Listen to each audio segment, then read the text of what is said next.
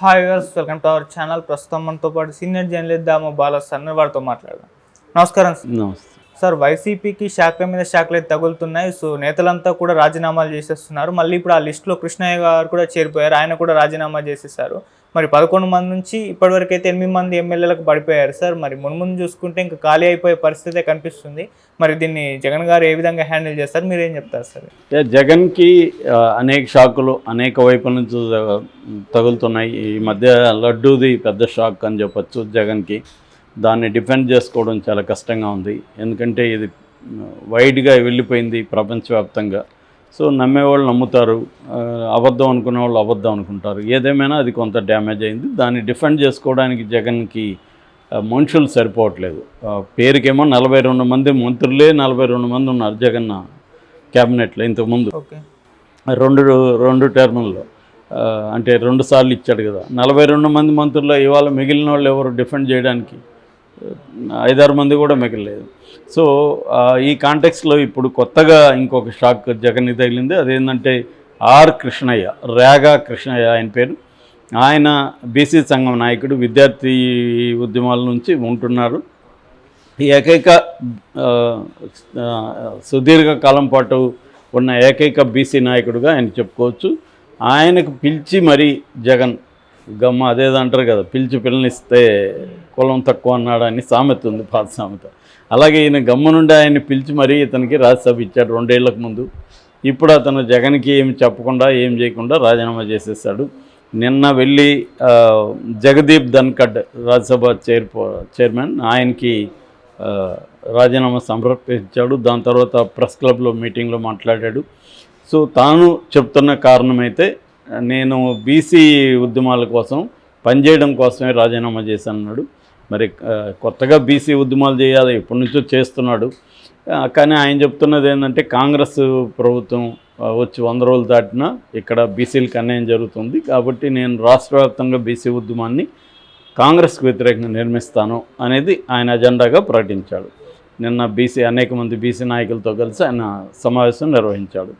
అయితే మనకి వస్తున్న ఇన్ఫర్మేషన్ ఏంటంటే బీజేపీలో ఆయన చేరబోతున్నట్టుగా, ఆల్రెడీ ఆయనకి బీజేపీలో జాతీయ బీసీ కమిషన్ చైర్పర్సన్గా ఆయన్ని పెట్టబోతున్నట్టు చెప్తున్నారు. అందుకనే ఈయన రాజ్యసభకి రాజీనామా చేశాడని చెప్తున్నారు.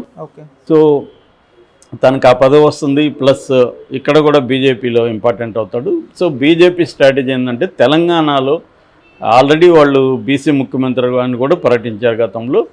సో ఇప్పుడు ఈయన్ని బీసీలకు తీసుకోవడం ద్వారా, బీసీ కమిషన్కి చైర్పర్సన్ చేయడం ద్వారా, ఈయన్ని పార్టీలకు తీసుకోవడం ద్వారా తెలంగాణలో విన్నింగ్ అవకాశాలని, ముఖ్యంగా బీసీలని యునైట్ చేయడానికి ఆల్రెడీ బండి సంజయ్ ఉన్నాడు, ఇంకొంతమంది నాయకులు ఉన్నారు. దాంతోపాటు ఈయన కూడా ఉంటే మనకి తిరుగుండదు, బీసీలు అందరూ కూడా మన వెనక్కి వస్తారు అనేది బీజేపీ వ్యూహంగా చెప్తున్నారు. అందుకనే ఇతన్ని వైసీపీ నుంచి లాగేసుకున్నట్టు తెలిసింది. ఆల్రెడీ వైసీపీలో 2 వెళ్ళిపోయారు. మోపిదేవి వెంకటరమణ కానీ బేద మస్తానరావు ఆల్రెడీ రిజైన్ చేసేస్తారు. సో మామూలుగా అయితే 4వ అతిపెద్ద పార్టీ రాజ్యసభలో వైసీపీ ఇప్పుడు 11 నుంచి 8కి పడిపోయింది. 3 వెళ్ళిపోయారు, ఇంకొంతమంది ఇంకొక 4 కూడా వెళ్ళే అవకాశాలు కనిపిస్తూ ఉన్నాయి. సో ఇది జగన్కి పెద్ద దెబ్బ అనేది ఒకటి చెప్పచ్చు. అట్లాగే ఆర్ కృష్ణ ఆయన ఈయన్ని జగన్ని అడగను కూడా లేదు.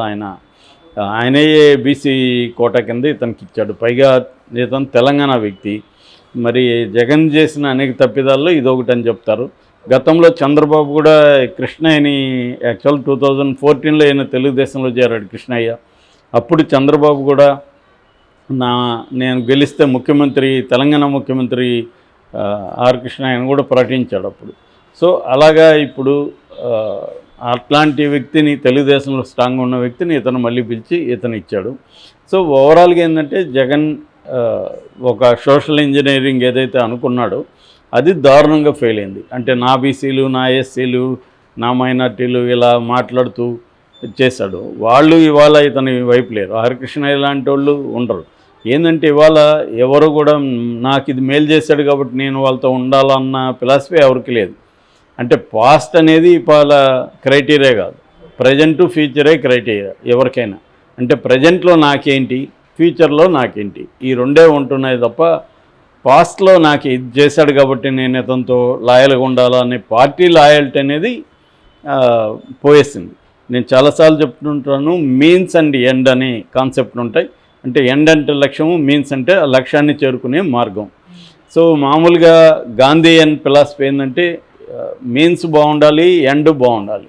అంటే లక్ష్యము బాగుండాలి, దాన్ని చేరుకునే మార్గం కూడా బెస్ట్గా ఉండాలి, ఐడియల్గా ఉండాలి, నైతికంగా ఉండాలి అనేది గాంధీయన్ ఫిలాసఫీ.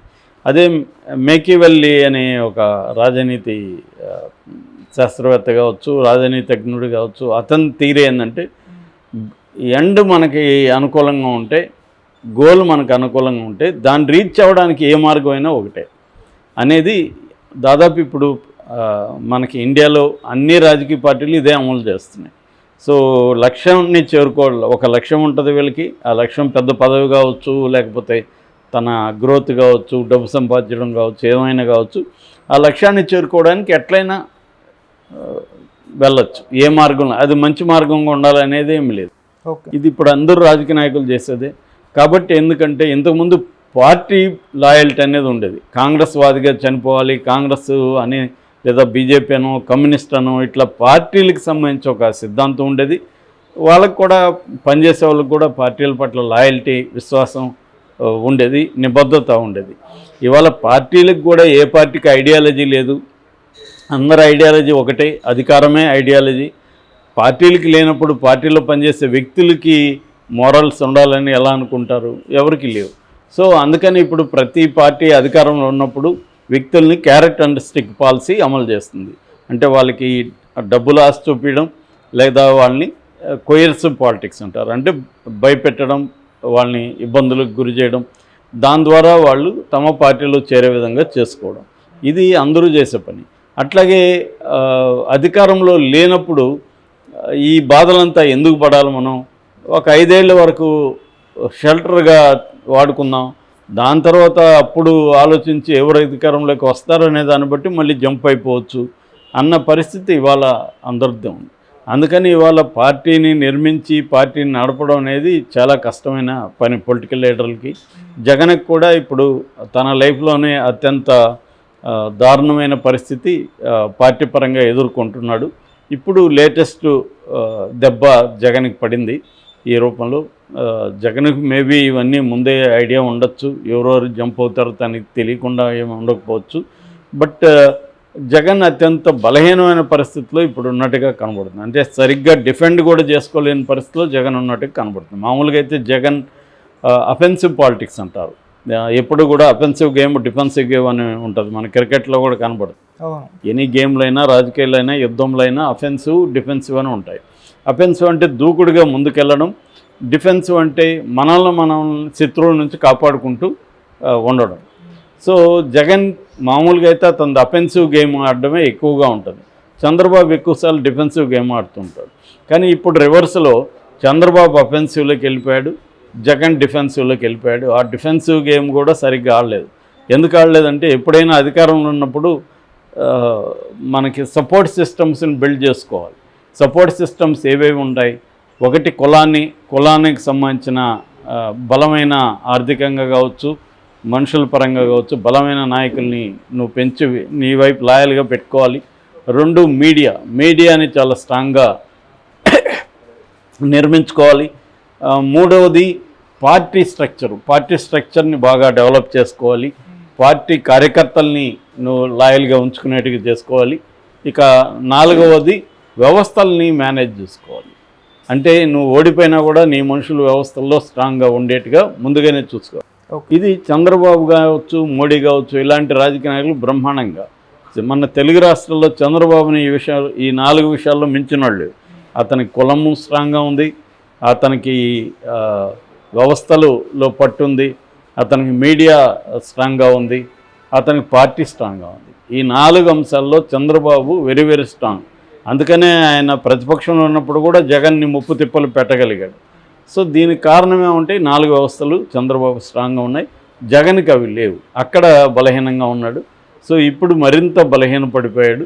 దీని నుంచి జగన్ ఫైట్ చేసి కోలుకుంటే జగన్ నిలబడతాడు.